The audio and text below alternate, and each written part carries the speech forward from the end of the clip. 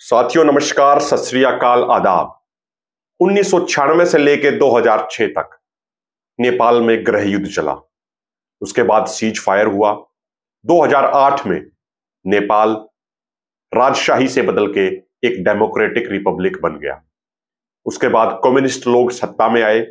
17 साल तक उन्होंने नेपाल में शासन किया और उसके बाद अचानक से 8, 9 और 10 सितंबर 2025 को जैन जेड आंदोलन के तहत लाखों नौजवान सड़कों पर उतर गए और नेपाल की सरकार को इस्तीफा देना पड़ा। प्रधानमंत्री केपी शर्मा ओली को भी इस्तीफा देना पड़ा, उनके तमाम मंत्रियों को इस्तीफा देना पड़ा और उनके कई मंत्रियों को तो प्रदर्शनकारियों ने भगा भगा कर पीटा। बड़े स्तर पे नेपाल में आगजनी हुई, बहुत सारी बिल्डिंगों को आग लगा दी गई, पार्लियामेंट को आग लगा दी गई, बड़ी बिल्डिंग्स तबाह हो गई पूरे तरीके से। सरकार द्वारा प्रदर्शनकारियों के ऊपर गोलियां बरसाई गई। 72 से अधिक निर्दोष और निहत्थे नौजवानों की मृत्यु हो गई और हजारों नौजवान अभी भी घायल हैं और हॉस्पिटलों में भर्ती हैं। 2022 में श्रीलंका में तख्तापलट हुआ था, 2024 में बांग्लादेश में तख्तापलट हुआ और अब 2025 में नेपाल में तख्तापलट हुआ। हर जगह कारण अलग थे उन तख्तापलटों के पीछे। आज हम ये समझने का प्रयास करेंगे कि नेपाल में अचानक से ये तख्तापलट क्यों और कैसे हुआ, इसके पीछे क्या रीजंस है। लेकिन पहले थोड़ा नेपाल का इतिहास समझ लेते हैं। 1959 में नेपाल में पहली बार चुनाव हुए और नेपाली कांग्रेस पार्टी ने सरकार बनाई। जब उन्होंने लैंड रिफॉर्म्स किए तो उस समय के राजा ने उस सरकार को बर्खास्त कर दिया और एक नया सिस्टम लेके आए जिसके तहत राष्ट्रीय स्तर पे राजशाही और ग्राउंड लेवल पे पंचायत सिस्टम खड़ा कर दिया। 1990 तक वही सिस्टम चलता रहा। 1970 और 1980 के दशक में बड़े छात्र आंदोलन हुए। उसके बाद 1990 में दोबारा से नेपाल के अंदर पार्लियामेंट डेमोक्रेसी ला दी गई। 1996 में नेपाल में गृह युद्ध शुरू हुआ। 2006 तक गृह युद्ध चला। 10,000 से अधिक लोगों की उस गृह युद्ध में मृत्यु हुई।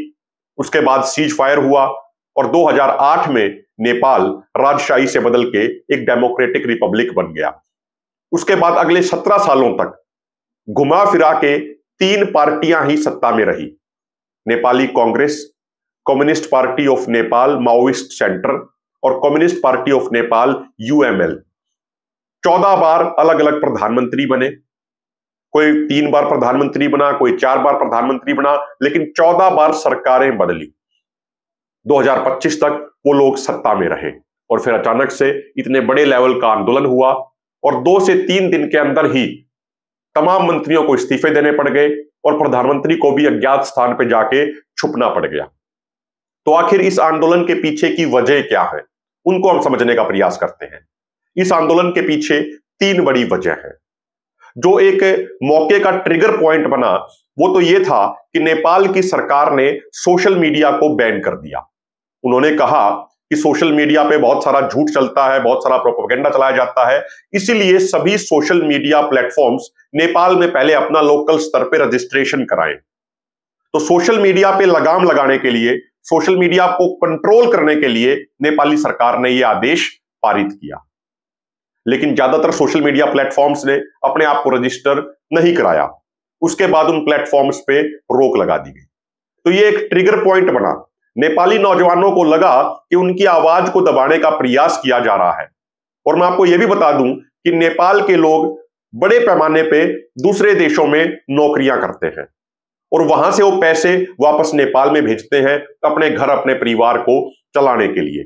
और जो बाहर से पैसा आता है, जो नेपाली लोग मेहनत करने के बाद अपने देश में भेजते हैं, वो एक बड़ा हिस्सा है। तो वहां के लोगों को लगा कि अगर सोशल मीडिया बैन हो गई तो जो नेपाली लोग दूसरे देशों में काम कर रहे हैं, वहां रोजगार के लिए गए हुए हैं, उनका अपने परिवार से संपर्क कैसे हो पाएगा। जो वहां पे सोशल मीडिया इन्फ्लुएंसर थे, उनको लगा कि वो बेरोजगार हो जाएंगे क्योंकि वो सोशल मीडिया के माध्यम से ही अपना रोजगार चला रहे थे। इसके अलावा बड़े पैमाने पर लोगों को यह भी लगा कि नेपाली सरकार आंदोलनकारी लोगों की और अपने आलोचकों की आवाज को कुचलने का प्रयास कर रही है।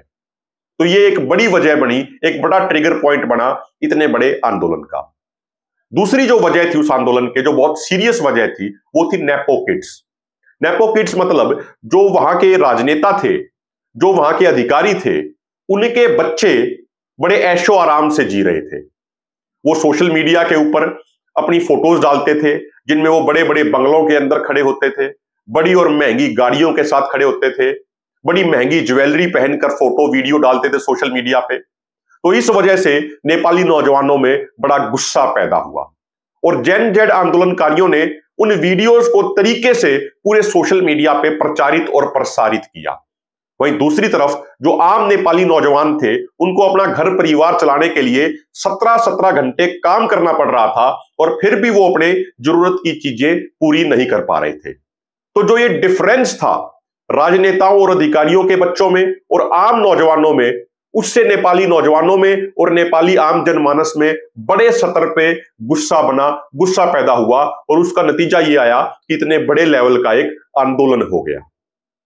तीसरी जो सबसे बड़ी वजह थी इस आंदोलन की, वो ये थी कि 2008 में जब नेपाल राजशाही से डेमोक्रेटिक रिपब्लिक बना और कम्युनिस्ट लोग सत्ता में आए, तो उस समय लोगों से बड़े बड़े वादे किए गए, लोगों को अधिकार देने की घोषणाएं करी गई। लेकिन 17 साल सत्ता में रहने के बावजूद नेपाली लोगों के साथ जो वायदे किए गए थे, वो वायदे वहां की सरकार पूरे नहीं कर पाई और उन 17 सालों में 14 बार प्रधानमंत्री बदले गए। तो नेपाल की जनता को लगा कि कुल मिला के ये अपनी कुर्सी का खेल खेल रहे हैं और जो वायदे 2008 में किए गए थे, उन वायदों को पूरा करने का कोई भी प्रयास नहीं किया जा रहा है। तो जो सरकार अपने वायदे पूरे करने में असफल साबित हुई, लोगों ने 17 साल तक इंतजार किया, उसके बावजूद वो असफल रहे, तो उसके बाद लोगों ने बड़े पैमाने पर आंदोलन किया, बड़े स्तर पर ये प्रदर्शन किए और उनको सत्ता से बेदखल कर दिया। सभी मंत्रियों को इस्तीफे देने पड़े और प्रधानमंत्री केपी शर्मा ओली को भी रेजिग्नेशन देना पड़ा।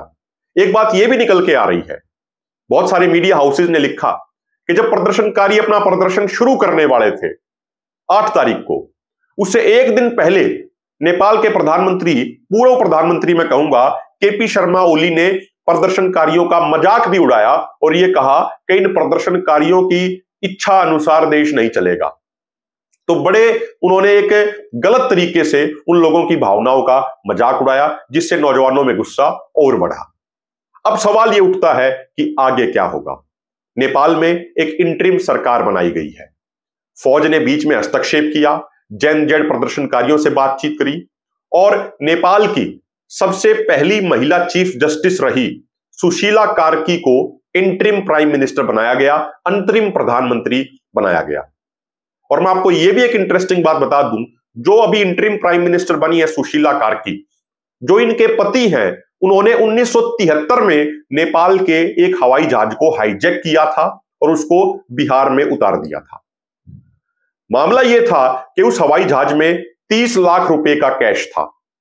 तो सुशीला कार्की के पति ने यह सोचा कि जो उस समय की राजशाही है, उस राजशाही से लड़ने के लिए आर्थिक रिसोर्स चाहिए, तो आर्थिक रिसोर्स पैदा करने के लिए, आर्थिक रिसोर्स इकट्ठे करने के लिए उन्होंने 2 और अन्य व्यक्तियों के साथ मिलकर उस हवाई जहाज को हाईजैक किया, उसको बिहार में उतारा और वो 30 लाख रुपए जो 3 बक्सों में रखे थे वो उतार लिए। बाकी उस सभी पैसेंजर्स के साथ उस प्लेन को जाने दिया गया। वो अलग अलग ठिकानों पे वहां घूमते रहे उसके बाद, लेकिन उसके बाद भारत सरकार की एजेंसियों ने उनको सबको पकड़ा और एक एक करके नेपाल की सरकार के हवाले कर दिया। अब नेपाल में आने वाली 5 मार्च 2026 को इलेक्शन की डेट तय करी गई है और उसके बाद नेपाल में एक फुली फ्लेज्ड गवर्नमेंट सत्ता में आएगी। तो अब देखना यह है कि 5 मार्च 2026 तक चुनाव हो पाते हैं, नहीं हो पाते हैं, और चुनाव अगर हो जाते हैं तो जो नई सरकार आती है वो लोगों की भावनाओं और लोगों की आकांक्षाओं को पूरा करने के लिए क्या करती है, क्या नहीं करती है। लेकिन इस पूरे आंदोलन में जो एक बड़ी दुखद बात रही वो ये रही कि नौजवान बच्चे जो अपने स्कूलों की ड्रेसेस पहन के प्रदर्शन करने के लिए आए हुए थे, उनके ऊपर गोलियां चलाई गई और 72 से अधिक नौजवानों की मृत्यु हो गई और हजारों नौजवान आज भी हॉस्पिटलों में जिंदगी और मौत के बीच जूझ रहे हैं। तो हमारा सिर्फ ये कहना है कि सत्ता को इतना बेलगाम कभी नहीं होना चाहिए, सत्ता को इतना बेरहम कभी नहीं होना चाहिए कि वो अपने ही देश के छोटे छोटे बच्चों पर इस तरीके से गोलियां चलाए। आपने हमें सुना, उसके लिए बहुत बहुत धन्यवाद, शुक्रिया।